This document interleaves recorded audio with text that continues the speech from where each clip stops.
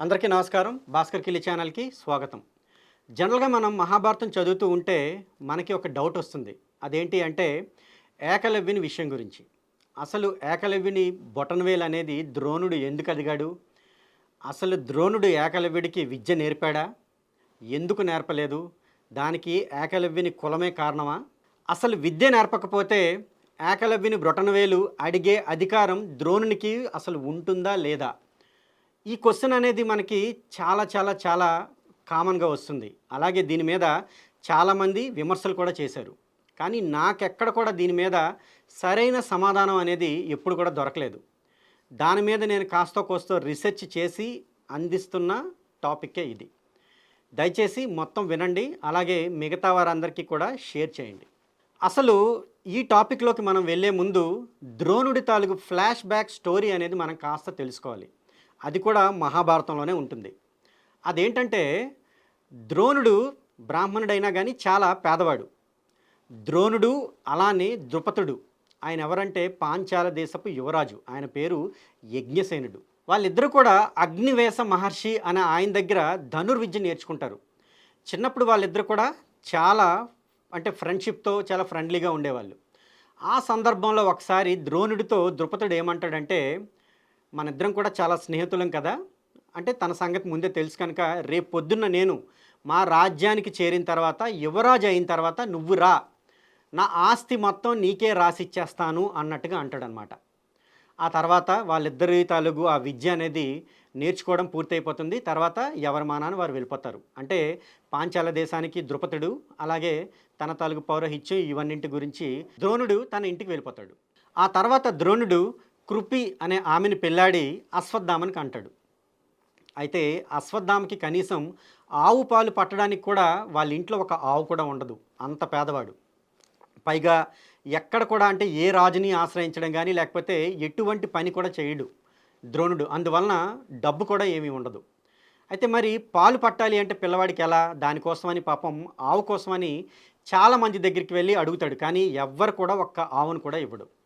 అప్పుడు ద్రోణునికి గుర్తొస్తుంది, చిన్నప్పుడు నేను ద్రుపదుడు కలిసి ధనుర్విద్య నేర్చాం కదా, మరి ఆయన నా స్నేహితుడే కదా, ఒకసారి నేను పాంచాల దేశం వెళ్ళి ఆయనతో నా తాలూకు ఈ పేదరికం గురించి ప్రస్తావిస్తాను అని చెప్పి తను, తన భార్య, అలాగే తన తాలూకు కుమారుడు అశ్వత్థామ కలిసి పాంచాల దేశానికి వెళ్తారు. అయితే ద్రోణుడు ఇంత మనస్తాపం చెందడానికి ఇంకొక కారణం కూడా ఉంటుంది.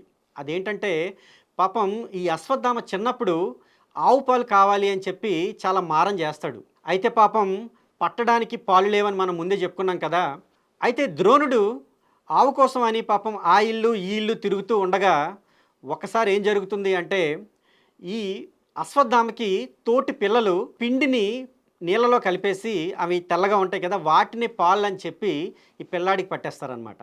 పాపం అవే పాలు అనుకొని ఈ అశ్వత్థామ తాగేస్తూ ఉంటాడు.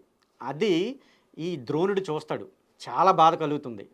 అరే, నా పిల్లాడికి ఇంత బాధ అవసరమా అని చెప్పి ఇంకా తప్పక తన స్నేహితుడి దగ్గరికి వెళ్తాడు. వెళ్ళిన తర్వాత మొత్తం ఫ్యామిలీ అంతా పాంచాల దేశం చేరుతారు. అలాగే ద్రుపదుడిని కలుస్తారు. కలిసిన తర్వాత తన తాలూకు బాధ మొత్తం ద్రోణుడు చెప్తాడు. అప్పుడు ద్రుపదుడు అంటాడు, చిన్నప్పుడు ఏదో మనం మాట్లాడేసుకున్నాం, అప్పటికి మనకి సరిగ్గా వయసు కూడా లేదు, స్థాయిని బట్టే స్నేహం అనేది ఉంటుంది. చిన్నప్పుడు మన ఇద్దరిది ఒకటే స్థాయి, కానీ ఇప్పుడు నేను ఈ దేశానికి రాజుని, అలాగే నువ్వు ఒక పేదవానివి, మనిద్దరికీ ఎటువంటి స్నేహం కూడా లేదు అని చెప్పి నిర్మోహమాటంగా చెప్పేస్తాడు.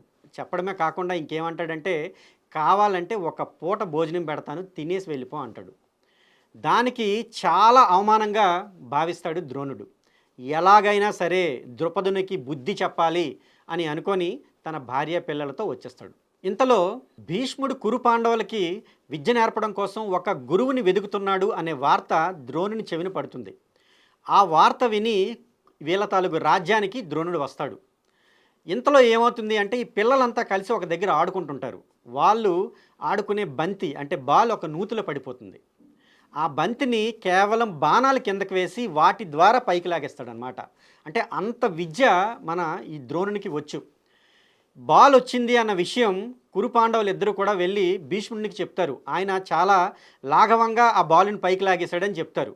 అప్పుడు భీష్ముడు ఎవరా అని చెప్పి బయటకు వచ్చి చూసిన తర్వాత అక్కడ ద్రోణుడు ఉంటాడు.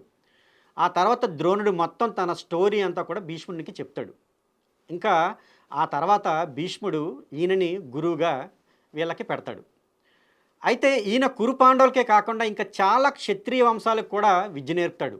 దానితో పాటుగా సూతుడైన కర్ణుడు కూడా ద్రోణుని దగ్గర విద్య నేర్చుకుంటాడు. ఇది గుర్తుపెట్టుకోండి. సూతుడు కూడా ద్రోణుని దగ్గర విద్య నేర్చుకుంటాడు. క్షత్రియులతో పోల్చుకుంటే సూతుడు అనేవాడు చాలా కింది కులానికి చెందినవాడు. ఇది గుర్తుపెట్టుకోండి. అయితే ఇలా విద్య అనేది నడుస్తూ ఉంటుంది. కానీ ద్రోణుని తాలూకు మైండ్లో ద్రుపదునితో తను చేసిన ఆ శపథం అనేది గుర్తుంటూనే ఉంటుంది.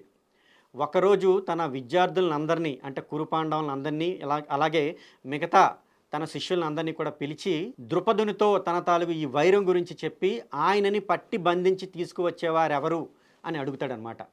మిగతా వాళ్ళందరూ కూడా మాట్లాడరు. కానీ అర్జునుడు లేచి నేను తప్పకుండా ఆయనని తీసుకువస్తాను అని చెప్తాడు. దానికి చాలా సంతోషిస్తాడు ద్రోణుడు. అయితే ఈ విద్యార్థులందరితో పోల్చుకుంటే అర్జునుడు అనేవాడు చాలా ఎక్కువగా దృష్టి పెట్టి ఈ విలువిద్యను నేర్చుకుంటాడు. మిగతా వాళ్ళందరూ మామూలుగానే విద్య నేర్చుకుంటారు, కానీ చీకట్లో కూడా బాణాలు వేయడం ఎలా అనేది కూడా నేర్చుకుంటాడనమాట అర్జునుడు. అది చూసి ద్రోణుడు ఏం చేస్తాడంటే, ఒకరోజు చీకట్లో ఈ బాణాలు వేయడం అనేది అర్జునుడు చేయడం చూసి వచ్చి మనస్ఫూర్తిగా కౌగిలించుకొని నీకు నేను మరిన్ని విద్యలు నేర్పుతాను, అలాగే మరిన్ని అస్త్రాలు నీకు ఇస్తాను అని కూడా చెప్తాడు. కానీ నిజానికి తన కొడుకుతో చూసుకుంటే అర్జునుడి మీద కాస్త భేదం అనేది అయితే ఉంటుంది. అది ఎలా అంటే మనకి మహాభారతంలో రాసి ఉంటుంది అనమాట. మిగతా విద్యార్థులందరికీ కూడా కుండలు ఇస్తాడు ఈ ద్రోణుడు, కానీ తన తాలూకు కొడుకుకి మాత్రం చిన్న కమండలం ఇస్తాడు. అంటే నీళ్లు తీసుకురండి నది నుంచి అని చెప్పి. వాళ్ళందరూ కొండతో నీళ్లు తీసుకొచ్చే లోపే కమండలం ఈజీ కదా వాటర్ తీసుకురావడం, తొందరగా తీసుకొచ్చేస్తాడు అనమాట అశ్వత్థామ. ముందుగా వచ్చేస్తాడు కనుక ఆయనకి మిగతా విద్యార్థుల కన్నా కాస్త ఎక్కువ విద్య నేర్పుతాడనమాట. అయితే ఈ విషయాన్ని ముందే పసిగట్టేసి అర్జునుడు ఏం చేస్తాడంటే అశ్వత్థామ ఎప్పుడు వస్తాడో అప్పుడే చేరిపోయి అశ్వత్థామతో పాటు కూర్చొని విద్య నేర్పుతాడు. అంటే అర్జునుడికి అన్ని లాఘవాలు ఉన్నాయి. ఎలా తన గురువు దగ్గర నుంచి తన తాలూకు ఆ విద్య ఎలా రాబట్టాలి, ఎలా నేర్చుకోవాలన్న తెలివితేటలు కూడా అర్జునుడి దగ్గర ఉన్నాయి. అయితే ద్రోణుడు కూడా ఒక ప్రామిస్ చేస్తాడు అర్జునుడికి. అదేంటంటే ప్రపంచంలోనే మేటి విలువిద్యకారుడిగా నిన్ను చేస్తాను అని చెప్పి ఒక ప్రామిస్ చేస్తాడు. అయితే ఇదిలా ఉండగా ఒకరోజు ఏమవుతుందంటే రాజకుమారులందరూ కూడా వేట కోసం అని చెప్పి ఒకరోజు అందరూ దగ్గరలో ఉన్న అరణ్యానికి వెళ్తారు. వెళ్ళిన తర్వాత వాళ్ళందరూ కూడా వేటాడుతుంటారు. వాళ్ళతో పాటు వెనకన వీళ్ళ తాలూకు అంటే పనివాళ్ళు లేకపోతే సహాయం చేసే వాళ్ళు అందరూ ఉంటారు కదా ఈ రాజకుమారులకి, వాళ్ళందరూ కూడా వస్తారు. వాళ్ళతో పాటు ఒక కుక్క కూడా ఉంటుంది. ఇంతలో మన ఈ కథానాయకుడు ఏకలవ్యుడు అనేవాడు దాంట్లోకి అంటే ఆ అరణ్యం నుంచి బయటకు వస్తాడు. బయటకు వచ్చిన తర్వాత ఈ కుక్క ఏం చేస్తుంది అంటే ఈయన్ని చూసి అరుస్తుంది. ఎందుకంటే పాపం అసలే అరణ్యవాసి కదా, నల్లగా మొత్తం ఆ జుత్తంతా కూడా జులపాలతోనూ అంటే చాలా మట్టి వీటితో అనమాట, చూడడానికి చాలా అసహ్యంగా కనిపిస్తాడనమాట. అందువల్ల కుక్క అరుస్తుంది. కుక్క అరవగానే ఈయన ఏం చేస్తాడు అంటే ఒకేసారి 7 బాణాలను దాని నోటిలోకి విడిచిపెడతాడు. అది ఎంత బాగా విడిచిపెడతాడు అంటే అవి ఆ కుక్క నోటిలోకి కాస్త అంటే మరీ లోపలికి వెళ్ళవు, అలాగని బయట కూడా ఉండవు, కొంచెం మాత్రమే రక్తం వస్తుందన్నమాట. అంత చాకచక్యంగా ఏకలవ్యుడు బాణాలను వేస్తాడు. నిజానికి ఆ టైంలో ప్రపంచం మొత్తంలో చూస్తే ఒకేసారి 5 బాణాలు మాత్రమే వేయగల విలువిద్యకారులు ఉన్నాడు. ఆయన ఎవరంటే ఇంకెవరు కాదు, మన అర్జునుడే. అలాంటిది 7 బాణాలను ఒకేసారి వేయడం అంటే అది మామూలు విషయం కాదు. అది చూసి అర్జునుడు కూడా ఆశ్చర్యపోతాడు. అప్పుడు వెంటనే మిగతా వాళ్ళందరూ వెళ్ళి ఈయన ఏకలవ్యుడి గురించి చెప్తారనమాట. అప్పుడు అర్జునుడు కూడా అంటాడు, మీరు నాకు ప్రపంచంలోనే అతిపెద్ద విలువిద్యకారుణ్ణి చేస్తాను అని మీరు అన్నారు నాకు, కానీ తీరా చూస్తే ఆయన ఎవరో ఒకేసారి 7 బాణాలను వేస్తున్నాడు, అది కూడా చాలా చాకచక్యంగా వేస్తున్నాడు. ఆయన మీరు ఎవరు అని అంటే నేను ద్రోణాచార్యుని శిష్యుణ్ణి అని చెప్తున్నాడు, మీరే విలువిద్య నేర్పారని అంటున్నాడు, ఇదేంటి గురువర్య అని చెప్పి అడుగుతాడనమాట. అప్పుడు ద్రోణుడు గుర్తు చేసుకుంటాడు ఎవరి ఏకలవ్యుడు అని. అప్పుడు ఆయనకి గుర్తొస్తుంది, అంతకు ముందే ఏకలవ్యుడు వెళ్ళి ద్రోణాచార్యుని నాకు విలువిద్య నేర్పమని అడుగుతాడు. అడగగానే ఈయన ఏమంటాడంటే నువ్వు ఏ కులస్తుడివి అని అడుగుతాడు. నేను నిషాదుణ్ణి అంటాడు. నిషాదుడు అంటే గిరిజనుడు, బోయవాడు అని వస్తుందన్నమాట. అయితే నేను నీకు విలువిద్య నేర్పను అని అంటాడు. దీని మీదే చాలా ఎక్కువగా మనకి విమర్శలు అనేవి వస్తుంటాయి. కులం చూసే ద్రోణాచార్యుడు ఈయనకి విలువిద్య నేర్పలేదా అని. అయితే చాలామంది బయట అంటే గురువర్యులు ఏమంటారంటే, ఈయన వేటగాడు కదా, ఈయన అరణ్యంలో ఉంటాడు కదా, ఈయనకి కానీ విలువిద్య నేర్పితే ఈయన చాలా ఎక్కువ హింస చేస్తాడు, ఇన్ ఫ్యూచర్లో చాలా ఎక్కువ హింస చేస్తాడు. ఏం లేదు, కుక్క మొరిగిందని చెప్పి కేవలం కుక్క మీదకి ఒకేసారి 7 బాణాలను విడిచిపెట్టాడు. అంటే ఈయన ఫ్యూచర్లో ఎంత హింస చేస్తాడో మనకి తెలుస్తుంది కదా, ఇదంతా ఊహించే ద్రోణుడు ఆయనకి విద్య నేర్పలేదు అని చెప్పి మనకు చెప్తారు. కానీ నిజానికి ఇదంతా కూడా మహాభారతంలో లేదు. అయితే నాకైతే మాత్రం ఈ లాజిక్ కరెక్ట్ అని అనిపించదు. ఎందుకు అంటే క్షత్రియులైనా కానీ హింస చేస్తారు. ఇప్పుడు వాళ్ళు వేటకొచ్చిన తర్వాత చేసేదేంటి, జంతువుల్ని చంపడమే కదా. అంతేకాకుండా ద్రోణుడు మిగతా అంటే ఈ అర్జునుడికి కానీ లేకపోతే మిగతా రాజకుమారులకు కానీ పరీక్ష పెట్టినప్పుడు ఒక చెట్టు పైన ఉన్న పక్షి తాలూకు కన్నుకి గురి చూడమని చెప్తాడు. మరి కన్నుకి గురి చూడడం అంటే మరి అది కూడా హింస కిందే వస్తుంది కదా. కనుక నాకైతే ఇది అంత లాజికల్గా అనిపించలేదు. మరి కారణం ఏంటి, ద్రోణుడు ఇతనికి విద్య చెప్పకపోవడానికి కారణం ఏంటి అనేది నేను మీకు చెప్తాను. అయితే మళ్ళీ కథలోకి వద్దాం. ద్రోణాచార్యుడు వెళ్ళి ఏకలవ్యుని చూశాడు. చూసిన తర్వాత అక్కడ ఏకలవ్యుడు ఏం చేస్తున్నాడంటే ఈ ద్రోణాచార్యుడి తాలూకు ఒక విగ్రహం పెట్టుకొని అక్కడ విద్యని అభ్యసిస్తున్నాడు. అంటే చూడగానే అర్థమైపోయింది ఏంటి అంటే ఆయన తనని గురువుగా భావిస్తూ విద్య నేర్చుకుంటున్నాడు అని. వెంటనే వెళ్ళి ఏమన్నాడు, మరి నువ్వు నన్ను గురువుగా భావిస్తున్నావు కదా, కనుక నాకు గురుదక్షిణ ఇస్తావా లేదా అని అడిగాడు. వెంటనే ఏకలవ్యుడు ఏమన్నాడంటే, తప్పకుండా గురువుగారు మీకు ఏం కావాలి అన్నాడు. నాకు నీ బ్రొటన వేలు ఇవ్వు అని చెప్పి ద్రోణుడు అడిగాడు. వెంటనే మరొక నిమిషం కూడా ఆలోచించకుండా ఏకలవ్యుడు ఏం చేశాడంటే తన బ్రొటన వేలిని, కుడి చేతి బ్రొటన వేలిని తీసేసి అంటే కట్ చేసేసుకొని ద్రోణాచార్యుడికి ఇచ్చేశాడు. ద్రోణాచార్యుడు దానికి సంతోషించి మిగతా వేళ్లతో విలువిద్య ఎలా నేర్చుకోవాలి అంటే బాణాలని ఎలా వదలాలి అనే విద్యని ఏకలవ్యుడికి నేర్పాడు. అయితే మిగతా వేళ్లతో బాణం అయితే వేయొచ్చు, వదలొచ్చు, కానీ ఈ బ్రొటన్ వేలు ఉన్నప్పుడు ఉన్నంత సూటిగా లేదా అంత ఫాస్ట్గా వేయడం అయితే మిగతా వేళ్లతో జరగదన్నమాట ఇది. అయితే మనం ఇందాకనే అనుకున్నాం కదా, అసలు ఎందుకు ఇక్కడ ఇంకొక డౌట్ కూడా మనకు వస్తుంది. ఈయన గురువే కాదు కదా డైరెక్ట్గా, మరి ఈయన గురుదక్షిణ అడిగే అధికారం ఈయనకి ఏముంటుంది అని. ఇక్కడ మనం ఒక చిన్న లాజిక్ చూసుకోవాలి. నిజానికి ఏకలవ్యుడు అనేవాడు అసలు ఎందుకు ఈయన విగ్రహం పెట్టుకున్నాడు అంటే ద్రోణుడి తాలూకు విగ్రహం ఎందుకు పెట్టుకున్నాడు? నిజానికి అది పెట్టుకోకుండా కూడా చేయొచ్చు కదా. బహుశా అలాగ కూడా ప్రాక్టీస్ చేశాడేమో, మనకి మహాభారతంలో అయితే లేదు. అలా పెట్టుకోవడం వల్ల మాత్రమే ఈయనకి విలువిద్య అబ్బిందా? ఒకవేళ కాకపోయి ఉంటే ఈయన వెళ్ళి ద్రోణుణ్ణి ఎందుకు అడిగాడు, ద్రోణుణ్ణి మాత్రమే ఎందుకు అడిగాడు? ఆయన నో అని చెప్పిన తర్వాత ఆయన విగ్రహాన్ని చేసుకొని మాత్రమే ఎందుకు ప్రాక్టీస్ చేశాడు? ప్రాక్టీస్ చేయడం వల్లనే కదా ఈయనకి ఇలా ఒకేసారి 7 బాణాలు వేసే అంత విలువిద్య అబ్బింది. ఒకవేళ ఆ విగ్రహమే పెట్టుకోకపోతే నిజానికి ఈయనకి అంత విలువిద్య అబ్బి ఉండేదా? ఒకవేళ ఆ విగ్రహం కానీ పెట్టుకోకపోతే ద్రోణుడు అసలు ఈయన శిష్యుడిగా అనుకునే పరిస్థితే ఉండేది కాదు, గురుదక్షిణగా అడిగి ఉండేవాడు కాదు. కనుక ఇక్కడ మనకు అర్థమవుతుంది ఏంటి, ఏకలవ్యుడు ఆయన్ని మనస్ఫూర్తిగా గురువు అని అనుకున్నాడు కనుకనే, అలాగే ఆ విగ్రహాన్ని కూడా నిజంగా గురువే, ఆయనే నాకు చెప్తున్నాడు అని మనస్ఫూర్తిగా ఈయన భావించాడు. అలా భావించే ఈ విలువిద్యను నేర్చుకున్నాడు కనుకనే ఆ గురువు ద్వారా ఈయనకి విలువిద్య అబ్బింది. ఇదే విషయాన్ని అవతల ఉన్న ద్రోణుడు కూడా గ్రహించాడు. అందుకనే ఇక్కడ గురుదక్షిణ అడిగాడు. గురుదక్షిణ అడిగిందే తడువు. మరి గురుదక్షిణ అడిగినప్పుడు తప్పకుండా ఇయ్యాలి కనుకనే ఏకలవ్యుడు ఆయన అడిగింది ఇచ్చేశాడు. ఇక్కడ మిగతా వాళ్ళు చేస్తున్న ఏదైనా కానీ వాదంలో పసలేదు. ఎందుకు అంటే ఇది గురువుకి శిష్యునికి మధ్య జరిగింది. గురువు అడగడం కరెక్టా కాదా అని అంటే నిజానికి ఇందులో చూస్తే మనకి ద్రోణుడి తాలూకు స్వార్థమే కనిపిస్తుంది. ఆ స్వార్థం వెనక ఫ్లాష్ బ్యాక్ ఏంటి, అర్జునుణ్ణి ఒక మంచి విలువిద్యకారునిగా చేసి తద్వారా ద్రుపదుణ్ణి పట్టి తెచ్చి ద్రుపదుడి తాలూకు గర్వాన్ని భంగం చేయాలి అనేది ద్రోణుడి తాలూకు ప్లాన్. దానికోసమే ఆయన నిర్మోహమాటంగా ఈ ఏకలవ్యుణ్ణి గురుదక్షిణ అడిగాడు.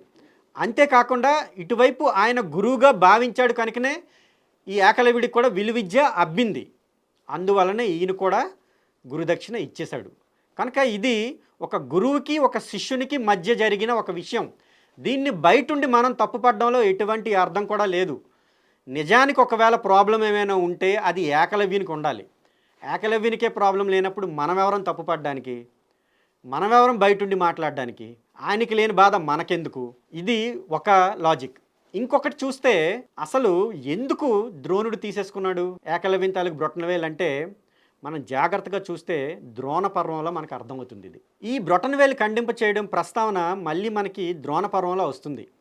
ఇంద్రుడిచ్చిన శక్తి ఆయుధాన్ని కర్ణుడు అర్జునుడికై దాచిపెట్టుకున్నాడు. కానీ ఒక రాత్రి ఘటోద్గజుడు విజృంభించడంతో ఆ తర్వాత సంగతి తర్వాత చూసుకుందామని దానితో ఘటోద్గజుడిని చంపివేశాడు. దాంతో పాండవులంతా శోకంలో మునిగితే కృష్ణుడు మాత్రం హర్షం వ్యక్తం చేశాడు. అదేమిటని అడిగితే కర్ణుడి శక్తి ఆయుధం ఖర్చయిపోయింది, అతన్ని నిర్జించడం ఇక సులభం కదా అన్నాడు. అతనే కాదు, మీ విజయం కోసం ముందు నుండి హిడింబ, బక, శిశుపాల, జరాసంధులను ఎలా అడ్డు తొలగిస్తూ పోయానో గుర్తు చేసుకోండి అని చెబుతూ ఏకలవ్యుడికి బొటనవేలు ఉండి ఉంటే అతన్ని ఎవరూ అడ్డుకోలేకపోయేవారు. మీ మేలు కోసమే ద్రోణుడు అతని బొటనవేలు ఖండింపచేశాడు అన్నాడు. పుల్లల శ్రీరామచంద్రుడి గారు చేసిన అనువాదంలో ఏకలవ్యుడు అంగుష్టాన్ని కోల్పోయేటట్లు నేనే చేశాను అని ఉంది. అప్పటికి కృష్ణుడు రంగంపైకి రాలేదు. భగవద్గీతలో అందరినీ నేనే చంపాను, నువ్వు వట్టి నిమిత్రమాత్రుడవే అని చెప్పిన ధోరణిలో ఉంది వాక్యం. కొన్ని వెర్షన్లో నీ మేలు కోరి మహావీరుడైన ఏకలవ్యుని నేనే చంపాను అని కూడా ఉంది. సభాపర్వంలో శిశుపాలుడు కృష్ణుడికి అగ్రపూజ చేయడాన్ని నిరసిస్తూ గౌరవించాలంటే వీరులనే వారే లేరా అంటూ ఏకలవ్యుడి పేరు కూడా చెప్తాడు. అంటే బొటనవేలు పోయిన తర్వాత కూడా ఏకలవ్యుడు మహావీరుడై వెలిగాడా అన్న సందేహం మనకు వస్తుంది. కృష్ణుడి చేతిలో చనిపోయిన ఏకలవ్యుడు ఎవరు? దీనిపై ఆరుద్ర గారు పరిశోధన చేశారు. ఏకలవ్యుడు కృష్ణుడికి పాండవులకి కూడా బంధువే అంటూ ఒక వ్యాసం రాశారు. దానికి ఆధారం హరివంశం అన్నారు. సంస్కృత హరివంశం ప్రకారం కృష్ణుడి తండ్రి అయిన వసుదేవుడికి 5 అక్క చెల్లెళ్ళు. వారిలో ప్రద ఈమెను కుంతి భోజుడనే రాజు పెంచుకొని కుంతి అని పేరు పెట్టాడు. ఈవిడ కూడా ఒకరు. ఆవిడ పాండవుల్లో 3కి తల్లి. శృతస్రవ అనే ఆవిడ కొడుకు శిశుపాలుడు. పృథుకీర్తి అనే ఆవిడ కొడుకు దంతవ్రక్తుడు. జయ విజయులే ఈ శిశుపాల దంతవ్రక్తులుగా పుట్టి కృష్ణుడి చేతిలో మరణించారు. శృతదేవ అనే ఆమెకి కొడుకు పేరే ఈ ఏకలవ్యుడు. ఇతను మహావీరుడు. ఉగ్రసేనుడికి వియ్యంకుడైన అంటే కంసుడికి మామగారైన జరాసంధుడి వద్ద సేనాపతిగా పనిచేశాడు. కంసుని చంపినందుకు కృష్ణ బలరాములపై పగబట్టిన జరాసంధుడు మధురపై 18 సార్లు దండెట్టాడు. వాటిలో ఏకలవ్యుడే సైన్యాధిపత్యం వహించాడు. ఇతను బలరాముడితో భీకర యుద్ధం చేశాడు. ఇవన్నీ హరివంశంలో ఉన్నాయి. ఇతన్నే కృష్ణుడు చంపివేశాడు. ఎప్పుడు అన్నది మనకి స్పష్టంగా తెలీదు. ద్రోణపర్వం పాటికే చంపేశాడని మాత్రం భారతంలో ఘటోద్గజ వధ తర్వాత కృష్ణుడు చెప్పిన దాని ప్రకారం మనం అనుకోవాలి. ఆరుద్ర గారి హరివంశంలో ఏకలవ్యుడు భారతంలో వేలు పోగొట్టుకున్న ఏకలవ్యుడు ఒకడే అని తీర్మానించారు. దీనికి ఆయన ఉటంకించిన ఆధారం హరివంశంలోని 1:34లో 33వ శ్లోకం. దేవస్రవ కుమారుడు ఏకలవ్యుడు నిషాదుల చేత పెంచబడ్డాడని దానిలో ఉంది. దేవస్రవుడు వసుదేవుని తమ్ములలో ఒకడు. అంటే మనకు అర్థమైంది ఏమిటి అంటే ఏకలవ్యుని తాలూకు బ్రొటనవేలు ద్రోణుడి ద్వారా ఎవరు తీసుకున్నారంటే శ్రీకృష్ణుడే తీసుకున్నాడు అనమాట. ఫ్యూచర్లో ఏకలవ్యుడు అనేవాడు జరాసంధుడి సైన్యాధిపతిగా చేరి ఇటువైపు కృష్ణుడికి అటువైపు పాండవులకి కంటకుడిగా తయారవుతాడని ముందే ఊహించి కృష్ణుడు ద్రోణుని ద్వారా ఆ బ్రొటనవేలు అనేది తీసుకున్నాడనమాట. మనం మహాభారతం చదువుతుంటే చాలా చాలా చాలా ధర్మ సూక్ష్మాలు అనేవి ఉంటాయి. అవి వినడానికి కానీ చూడడానికి కానీ చాలా కన్ఫ్యూజింగ్గా ఉంటాయి. ఫ్యూచర్ కథ నడవడానికి ముందే కృష్ణుడు ఏం చేస్తాడంటే పాస్ట్లోనే చాలా జాగ్రత్తలు తీసుకుంటాడనమాట, పాండవుల వైపు ఎటువంటి కష్టం రాకుండా చేయడానికి. ఈ ధర్మ సూక్ష్మాలు అనేవి మహాభారతంలో చాలా చాలా ఇంపార్టెంట్. మనకి ఆ సిచ్యువేషన్లో చూస్తే తప్పులానే కనబడుతుంది, కానీ ఆ తర్వాత చూస్తే లోక కంటకుల్ని ఎలా అయినా సంహరించవచ్చు అనే ఒక విషయం అనేది మనకి బోధపడుతుంటుంది. పాండవులు కౌరవుల్ని ఎలా చంపారు అనేది మనం కురుక్షేత్రంలో చూసినా, అలాగే ఈ మిగతా రాక్షసులను కృష్ణుడు ఎలా చంపాడు అనే విషయం చూసుకున్నా ఇవన్నీ కూడా ధర్మ సూక్ష్మాలే అనేది మనకు తెలుస్తుంది. సింపుల్గా చెప్పాలి అంటే మహాభారతం అనేది ధర్మ సూక్ష్మాల మీదనే నడుస్తుంది. కనుక ఏదో కులం కోసం ద్రోణుడు ఈ తాలూకు ఏకలవ్యుడి బ్రొటనవేలు తీసుకున్నాడు అంటే అది పచ్చి తప్పు. ఎందుకంటే సూతుడైన కర్ణుడు కూడా అదే ద్రోణుడి దగ్గర విద్య నేర్చుకున్నాడు. ఈ ఏకలవ్యుడు అనేవాడు లోక కంటకుడు, చెడ్డవాడు. అలాగే చెడ్డవారి వైపు చేరి ఇన్ ఫ్యూచర్ వీళ్ళందరికీ అంటే పాండవులకి చెడ్డవాడిగా తయారై వాళ్ళకి ఫ్యూచర్లో ప్రమాదకారుడిగా చేరుతాడు. కనుకనే కృష్ణుడు ఆయనని ద్రోణుడి ద్వారా ఆ బ్రొటనవేలు తీసివేయించి జరాసంధునితో అయిన యుద్ధంలో ఈ ఏకలవ్యుడిని చంపినట్టు మనకి ఈ యొక్క హరివంశం అనే ఉప పురాణంలో మనకి ఆధారాలు దొరుకుతున్నాయి. ఇప్పుడు మీకు క్లియర్గా అర్థమైందనే అనుకుంటూ నమస్కారం అండి. జై శ్రీరామ్.